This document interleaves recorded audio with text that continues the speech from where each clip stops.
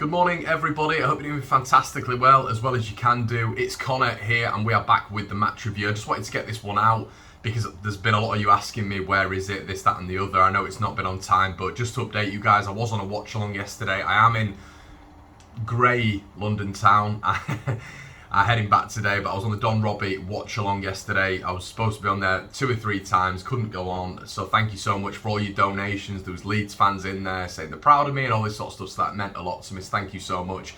It was a miserable affair, a really tough affair for me.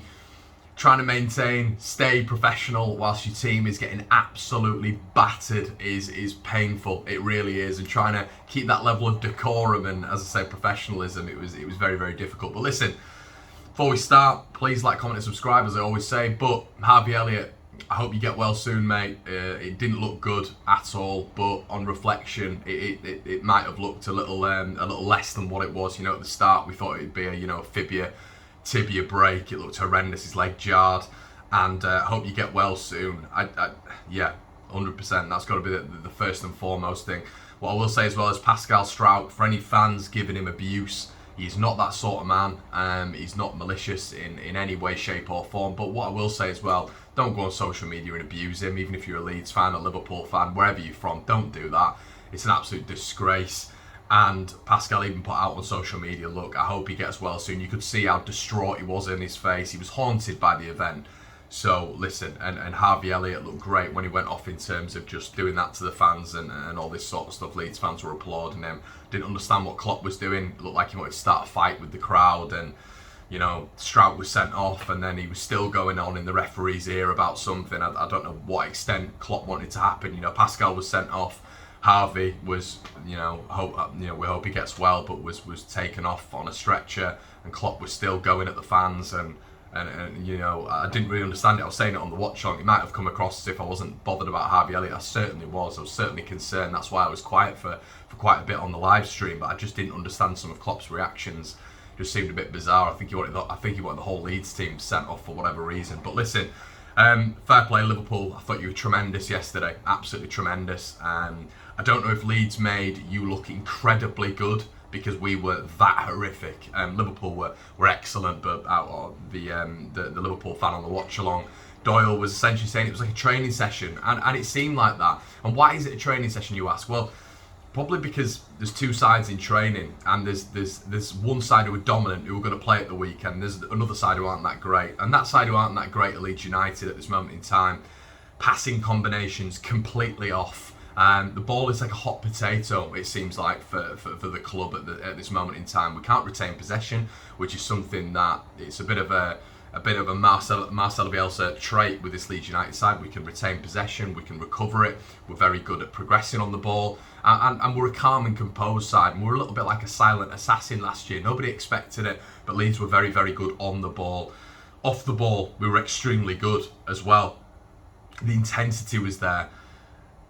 And overall, at this moment in time, it's a different Leeds side. Don't be dramatic. Okay, well, we'll see where we're at in 2 or 3 games' time. I understand that. But at this moment in time, we've played 4 rather tough games, in my personal opinion. But that's not the point.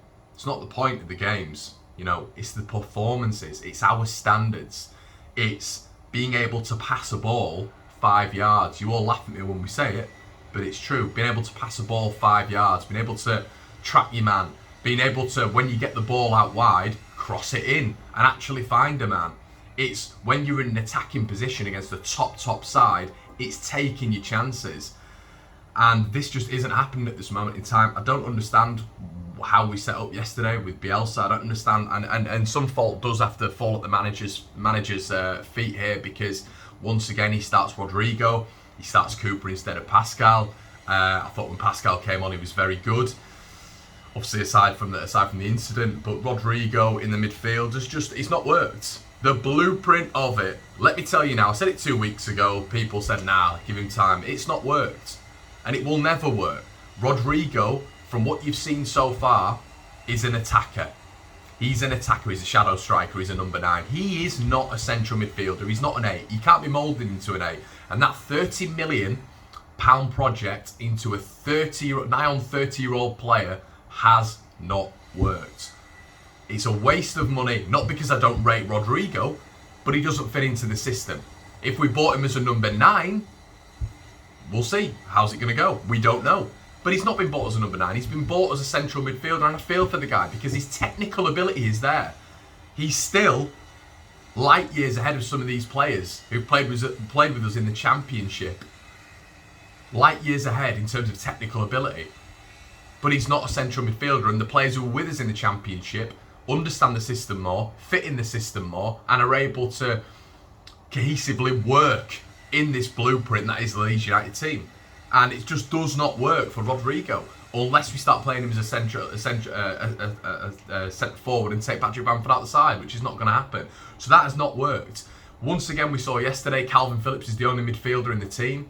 So you're getting world-class operators in the central space which we know Leeds lack. The Cuisance deal, the medical failed. Leeds were looking at this when we signed Rafinha. It failed. We still failed in the summer to get anything done with Conor Gallagher and Lewis O'Brien. Both failures there. And it's a real worry because the central midfield is the most important part of the pitch, that and the goalkeeper. And every single game, I feel so sorry for Calvin Phillips, who was head and shoulders above anyone in that Leeds team yesterday. Calvin Phillips was magnificent by his own personal standards because Calvin Phillips is 8 out of 10 every single game. Every single game. This is what I was talking about with our own personal standards. Are some of these players good enough now? We're in the second season in the Premier League. Teams have evolved. The Premier League is better now than it was last year. Crowds are back. Is this affecting Leeds United? Because it's certainly not helping us at this moment in time. But overall, the players, when they look in the mirror and they're about to, you set yourself up for the game, you're about to go out there, you've got to uphold your standards. Retain possession, track back, win your individual battles. And that's easier said than done against Liverpool, of course it is. But Burnley and Everton, there's no excuse. We finished above both those sides last year. Okay? So you've got to be able to at least compete. And at this moment in time, the only one for me who is competing in this Leeds United side, the only two, are Illan Meslier and Calvin Phillips. They're the only ones who can hold their heads high at this moment in time. So, we move on. The game ends. Leeds United not only lose 3-0, Pascal sent off, of course. Now he's going to be out for 3 games, 3 of the most important games. Diego Llorente, we talk about signings, and Diego Llorente has been magnificent for a spell last year. But are we going to see him for large periods of this game because he's injured again?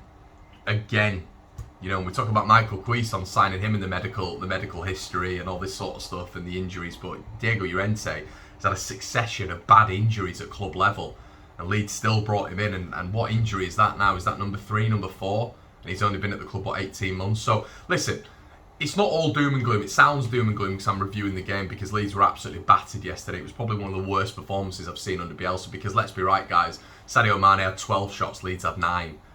It could have been a cricket score again.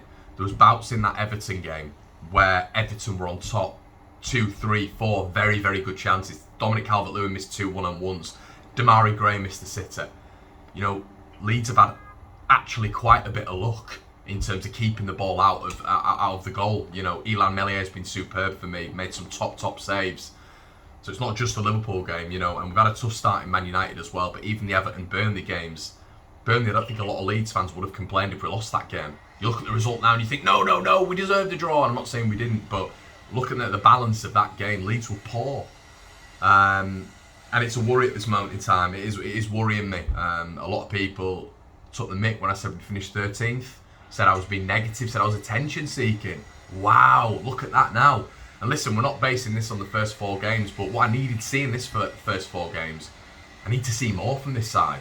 I need to see our own standards being upheld. I need to see a change in the system from the manager who keeps putting Rodrigo, a striker, in the central midfield, which exposes Calvin Phillips every single game. We see Roberts come on. I'm not the biggest fan of Roberts, but he shows it up in the midfield.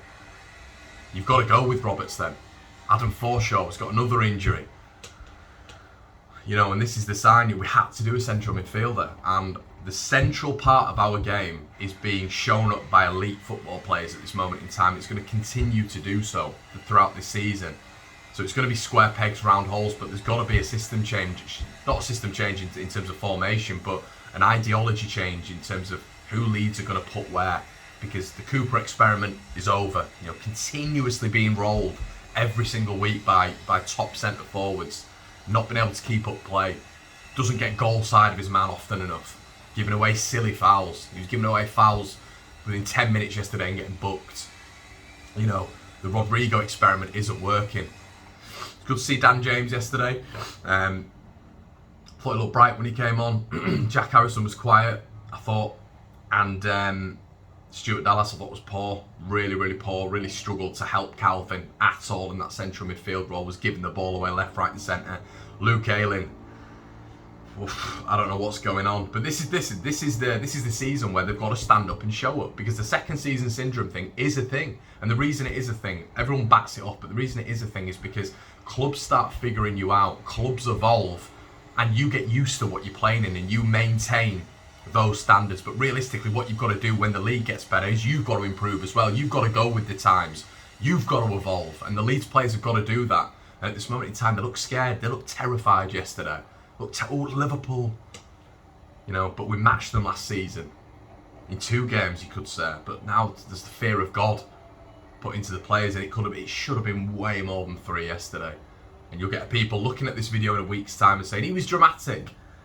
Liverpool, I think they had 30 odd shots on goal. Sadio Mane was horrendous yesterday in terms of shot conversion. A really poor day at the office for Leeds. And I'm worried. I am worried at this moment in time. Leeds need to show me something. I've not seen anything so far. Everton, for bouts, yeah. We had momentum towards the end of the game, but how many chances did we create? Next to nothing. How many chances did we concede? A fair few. So yeah, I need to see more from this Leeds side. I'm really interested to know what you guys think. You know, Newcastle is huge. It's huge. If we were to lose that game, I'd be worried. I really would be. I'm going to be at the Watford game, but this, for me, it's a realistic view on the game. We've played 2 top sides, a very good side in Everton, so I'm not having a complete meltdown, but I need to see more from this Leeds side, because at this moment in time, I'm very worried. Very worried. Let me know what you think in the comment section below, guys. Of course, as always, like the video. Yeah, as I say, do all that good stuff. I will be back, obviously, with more content this week. It's been a bit of a hellish start for me today, just because, obviously, situations, scenarios, etc. And, guys, make sure you sign up to the Patreon. There's going to be more Patreon stuff this week, of course, in the description below. Yeah, and all that good stuff, guys. I will see you in a bit. Cheers.